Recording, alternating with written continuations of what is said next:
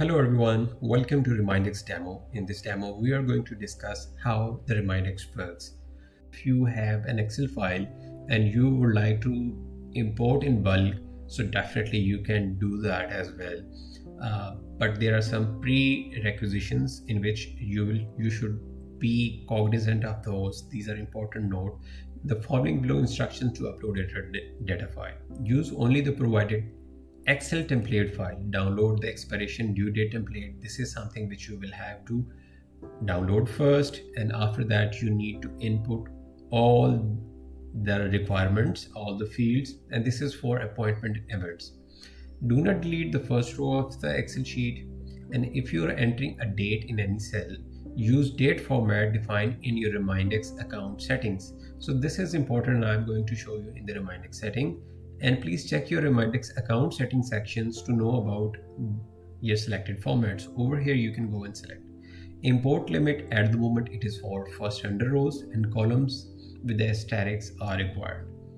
So while you are importing, so there are two things that you will have to take care of in the settings. So first of all, you will have to see what is the date format that you're following. Let's say if it is like that for the expiration date, so yes, you will have to choose, and the reminders that you would like to set. So let's say 3 days, 7 days, and 10 days reminders you would like to save, and it should go at 10 a.m. so that should be done. So you would like to choose, so you can do that and hit the save.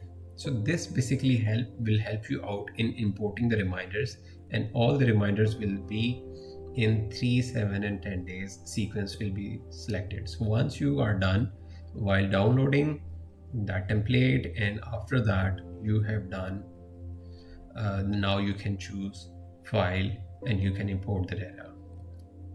Here we are going to give you a glimpse of the template, which you can see over here. Basically you need to add what document type is it is, what is the expiration date, what are the title, the document title you would like to save.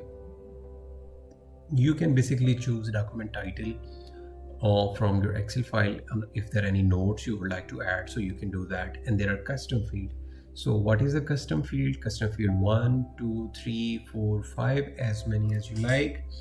And on the basis of that, if that is a first name, that is bank, that is city, or that is a number, that's a limit, and what is basically the value. So you need to add those, what is the issue date, and you would like to add the value. So yes, you can do that. So this is how basically you will be importing all the files in Excel, adding all the data in the Excel, and then importing all this file to import the data. And this is how all your reminder will be imported. Similarly, the export function works like that. So you have to select the folders from where you would like to choose.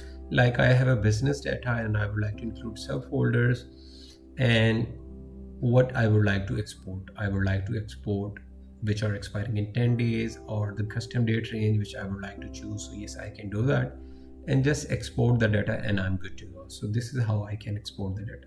That's it from my side. If you're any question, you just contact the support and you can proceed to ask any question, and we will be happy to assist you. Thank you so much.